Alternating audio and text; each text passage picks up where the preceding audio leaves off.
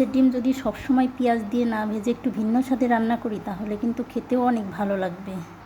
প্রথমে আমি মাছের ডিমটা সিদ্ধ করে নিয়েছি। আমি এভাবে ভেঙে নিচ্ছি।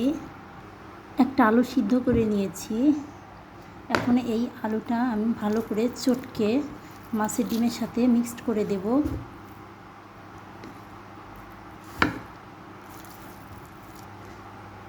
মাছের ডিমের সাথে আলুটা মিক্সড করা হয়ে গিয়েছে। এখন হচ্ছে আমি পেঁয়াজ কুচি এটা মিক্সড করে দেব। এর সাথে আমি দিয়ে দেব মরিচ বাটা, দিয়ে দিচ্ছি হলুদের গুঁড়ো। তারপর সব কিছু একসাথে এভাবে মিশিয়ে নিতে হবে। দিয়ে দিচ্ছি পরিমাণ মতো লবণ। একটু বেসন অ্যাড করে দিচ্ছি যাতে আমার বড়াটা একটু মুচমুচে হয়।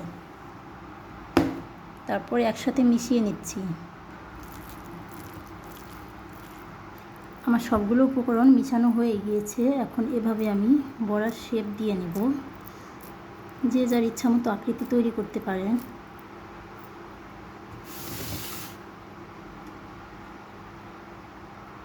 আমার বানানো হয়ে গিয়েছে। এখন চুলায় চলে যাব এগুলো ভাজতে। চুলায় চলে এসেছি। আমি তেল দিয়ে নিচ্ছি। তেল গরম হয়ে গিয়েছে। এখন একটা একটা করে বড়া আমি এর মধ্যে দিয়ে দিচ্ছি। আমার সবগুলো দেওয়া হয়ে গেছে। এখন ঢাকনা দিয়ে ঢেকে দিচ্ছি যাতে ভালো করে সিদ্ধ হয়। আমার বড়াগুলো কিন্তু হয়ে গিয়েছে। এখন আমি একটা একটা করে উঠিয়ে নিচ্ছি। দেখুন হয়ে গিয়েছে, কি সুন্দর কালার চলে এসেছে, অনেক মুচমুচে হয়েছে। এটা কিন্তু খেতে অনেক ভালো লাগবে।